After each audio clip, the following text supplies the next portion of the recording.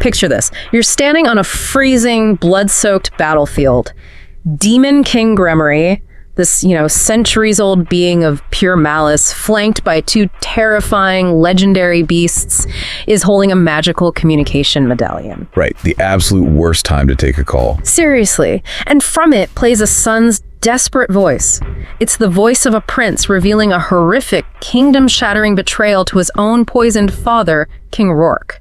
And Gremory's just euphoric here. I mean, he is completely savoring the king's total despair. Yeah, he opens his mouth to begin his ultimate villainous gloat, about how everything the king has ever built is crumbling, when suddenly, something hits Gremory so fast and so impossibly hard that he's sent flying through the air. I love this part. He recovers, looks up at the sky in total shock, and just utters 3 words, "What the fuck?" It's genuinely the defining moment of this entire conflict, because the Demon King realizes he isn't just facing a new challenger, he's facing a fundamental shift in the rules of his reality. Welcome to today's deep dive into the source material.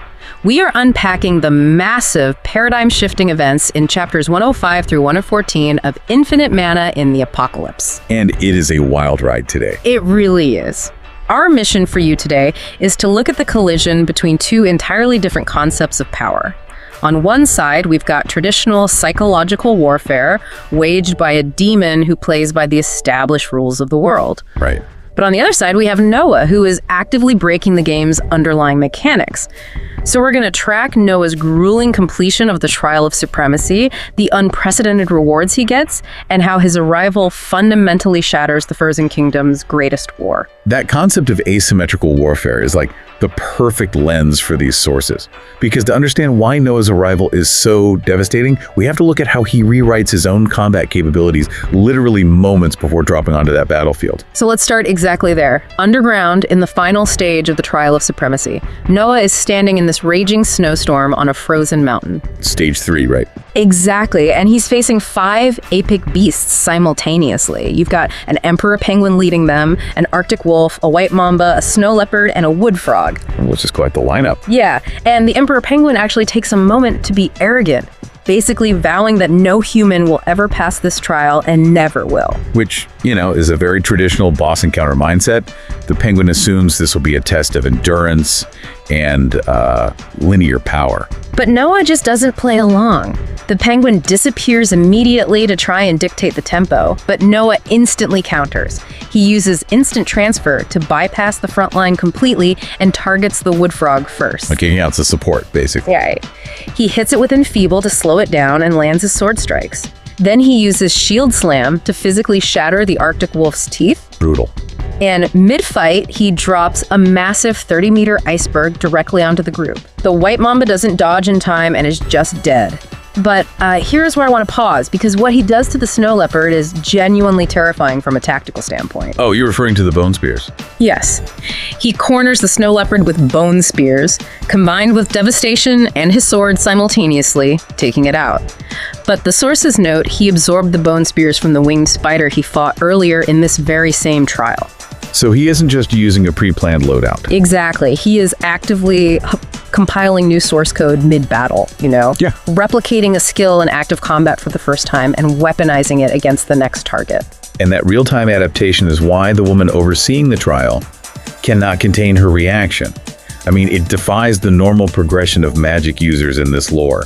Wait, real quick, explain the mechanics of the trial space itself, because it's super important. Yeah, so it operates like a unique dungeon where the beast's origins are tied to the environment. So when Noah defeats them here, they don't face true death. Right, they just wake up outside the trial. Precisely. They wake up severely weakened. They lose a massive amount of power, but their consciousness survives. So by dominating them so thoroughly, which culminates in him surviving the Emperor Penguin's point-blank Silverlight detonation, Noah bypasses the usual combat loop. Boom. Trial complete. Right. He doesn't just destroy their physical forms, he breaks their pride without ending their existence. It's a mechanism that essentially guarantees their future submission to him because they've experienced his overwhelming superiority firsthand. It's like trying to beat 5 coordinated bosses in a tiny arena, but you brought cheat codes and a nuke. Noah makes history here as the first human to ever own a spiritual land. And the system essentially panics in response to what he's achieved. Totally. The rewards he receives don't just scale up his power, they completely warp the math of the universe. Surviving the impossible usually comes with good loot, but this is ridiculous. The loot drops are a perfect example of system overcompensation. Let's break these down. Okay, so he gets an aged legendary core that drops from the trial itself, which breaks down into one legendary skill book. Huge on its own. Yeah. Then he gets teleport from the Emperor Penguin, allowing instantaneous movement anywhere he can see, and he sets 3 anchor points. He immediately sets the Frozen Kingdom as 1. Then he grabs Arctic Breath, Lifesteal, and the Bear Emperor's Fur. But the ultimate buff of this reward pool is a skill called the Sigil of Gemini. How does the magic system even justify a skill like this? Honestly, the math behind the Sigil of Gemini is frankly absurd. It creates a 30-meter radius, and while active, it absorbs 50% of all incoming damage before it even hits Noah. Half the damage just gone. Poof. And simultaneously, it boosts Noah's casting speed, attack speed, damage, and movement speed by 200%. And as if that wasn't enough, it aggressively debuffs the enemy. It cuts their speed and elemental resistances in half. With only a 30-second cooldown, I mean, it fundamentally breaks the action economy, the most powerful skill he's ever received. If you are fighting Noah, your attacks do half damage, your defenses are halved, and he is moving and hitting 3 times faster than normal. It shifts him from being a high-damage fighter to a highly mobile, practically unkillable localized event. Localized event is a great way to put it. And that concept is echoed by the lore drop we get right after. The transparent red woman who has been watching the trial finally reveals herself. Oh, right. She's a fragment of an imperial phoenix, which is one of the mythical hegemonies of the beast world. A being of incomprehensible cosmic power. She tells Noah to seek out the Phoenix Kingdom after the battle, and then her consciousness flies home. She just vanishes. She doesn't even tell him her name. Talk about a dramatic exit. Right. But it's a crucial narrative anchor. It tells you that no matter how game-breaking Noah's new stats seem on this frozen continent, there is a much larger cosmic playing field operating on rules he hasn't even encountered yet. Well, the universe immediately gives him the tools to step onto that cosmic playing field. The spiritual land itself is revealed as a unique skill for Noah. Spiritual land management. This part is just crazy. He is now the owner of the Frozen Plateau Tier 2. It comes with the 15 epic beasts he just fought, plus thousands of lower-ranked beasts, and they are all entirely obedient. And it unlocks features like size regulation, movement, and anchor. And what he does with that is wild. He literally shrinks this entire floating island down to the size of his palm. Then he anchors it to the side of his armor and just walks away. It's an incredibly striking visual. Yeah. He has weaponized geography. We need to take a second to appreciate that. I really have to stop and ask about the mechanics of this, though. Like, if he shrinks a landmass the size of a city to fit in his palm, what happens to the mass?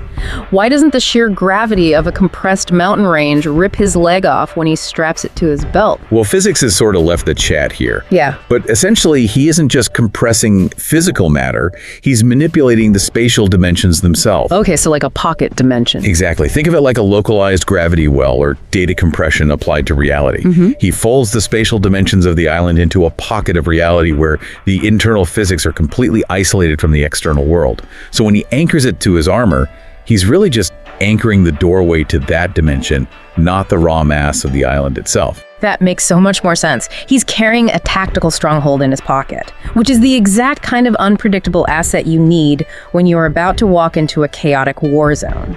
Because while Noah is securing god-tier loot and altering his relationship with the laws of magic underground, the war on the surface is painfully bound by traditional desperate rules. The contrast really is jarring. King Roark is fighting a hopeless, brutal war miles away, but before Noah can get there, he has one more surprise while testing his skills. The skill combination feature. Yes. Let's look at this combination because it highlights Noah's complete disregard for traditional magic boundaries.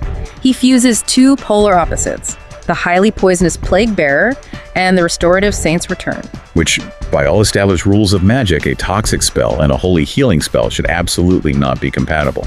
But Noah's system forces the integration anyway. There's this flash of blue light, and the result is Summon Holy Blight. It's a 10-meter green and gold monstrosity with golden wings. And the wildest part is its new skill, Two-Faced. Oh man, Two-Faced is crazy. It allows this massive poisonous abomination to shrink down to 2 meters and take on Noah's exact appearance. golden wings radiating a gentle, holy aura. So his poisonous abomination now masquerades as a divine saint. Exactly. Noah actually laughs for a long time at the sheer absurdity of it. It's humorous to him, yeah, but it offers a profound tactical advantage. Visual deception is an incredibly powerful tool on a battlefield. And the battlefield he is about to enter is as chaotic as it gets. Let's shift our focus to the battle lines. King Roark versus Demon King Gremory. Roark is really playing the role of the traditional vanguard here. He activates Goldman, growing to 5 meters tall and gaining a purely physical 300% boost to his stats. He uses his unique skill, Illustrious Ruler, which actively buffs every single soldier who hears his voice. He heroically charges straight at Gremory before the Demon King can even finish his speech. But Roark's linear power scaling is immediately countered by Gremory's own mechanics. Gremory activates his unique skill, Primal Conjurer, and summons 2 legendary blue manticores. So it's now 3 legendary presences against 1. Exactly. Roark is completely cornered fighting both spirits, while Gremory just watches and mocks him. And then comes the cruel twist that shatters Roark completely. Mid-battle, Roark feels this searing pain. He hasn't been breached by the manticores. He has been slowly poisoned for weeks by his own son, Prince Aeneas. And Gremory, being the mastermind of this betrayal, uses it for maximum psychological impact. It's so messed up. Gremory actually plays Aeneas' communication medallion aloud mid-battle in front of the captured king. Roark hears his own son begging Gremory to spare his father. Oof. Yeah. In that moment, Roark realizes what his son did. The sources describe his face completely draining of color, and Gremory is euphoric. He orchestrated this entire war not just for conquest, but specifically for the sadistic pleasure of seeing the king's face crumble in despair. Awful. But I gotta ask, why does Gremory care so much about the theatrics? Wouldn't it be more efficient to just kill Roark and move on? Well, you have to understand, Gremory represents the ultimate psychological predator in this lore. To a centuries-old demon king, mere physical destruction is boring. The true victory is breaking the spirit. Weaponizing a father's love. Exactly. And a son's naivety. He wants to destroy the idea of the king before he destroys the physical body. Which brings us right back to the moment from our intro. The timing is so cinematic. Gremory is mid-gloat. He asks, "Is this really how everything I have built crumbles?" And then Noah drops from the sky. Noah, in his 10-meter corrupted Sword Saint incarnation, slams into Gremory at a speed the Demon King's brain literally didn't process. And Noah unleashes absolute mayhem. It's the perfect deployment of those contradictory skills we talked about. That deceptive Holy Blight summon. It's flying around in its saintly clone form, raining beautiful healing light down on the human army, but covertly it is using Zombie Master across the battlefield. Such a brilliant tactic. Right. Green, defiled corpses of the fallen rise up, sprint directly into the demon ranks, and detonate in poisonous gore. The human army thinks they're being saved by a saint, while the demon army is being eradicated by toxic suicide bombers. And it gets worse for the demons. The mephitic turtles, creatures made of poison, are literally dissolving in Noah's superior poison. Meanwhile, Noah unloads his pocket army. The 15 epic beasts drop from the sky directly onto the demon commanders. The Emperor Penguin, the White Mamba, all of them are fighting. Gremory's perfect theatrical play is ruined, and he's furious. Oh, he's so mad. He transforms. He uses Abyss magic to activate Limit Break, growing black wings, 2 horns, expanding to 5 meters tall. He threatens to skin Noah alive and use his fur as a rag. But Gremory assumes he is fighting someone playing the same game. And Noah isn't. He calmly activates the sigil of a Gemini. 30 meters of blue runes spread out. Instantly, Gremory's speed and resistances are slashed in half. That math catching up to him. Noah's cold sword effortlessly shatters Gremory's blood barrier, and when Gremory fires back with his ultimate attack, Rending Flames, the sigil absorbs more than half the damage. The Bear Emperor's fur easily tanks the rest. Noah barely feels it. For the first time in centuries, Demon King Gremory is genuinely surprised. It's the perfect subversion of the typical fantasy trope. The Demon King thought he was the game master, but Noah is operating on rules Gremory doesn't understand. Imagine popping your ultimate Limit Break transformation only to hit a furry wall and realize your stats have just been nerfed into the ground. It is amazing. But we've got a couple of minutes left for Theory Corner. Yes, let's look at what's next. First theory. Gremory's arsenal. He used Limit Break and Abyss magic, but as the 56th ranked Demon King, He hasn't emptied his bag of tricks, right? What else does he have? The rank is key. Being 56 means there are 55 others stronger than him, yet he survives. Demons constantly trade essence for power. If he is backed into a corner, we might see darker, sacrificial abyss magic. He hasn't used his absolute bottom line yet. Desperation breeds horrific tactics. Okay, theory 2.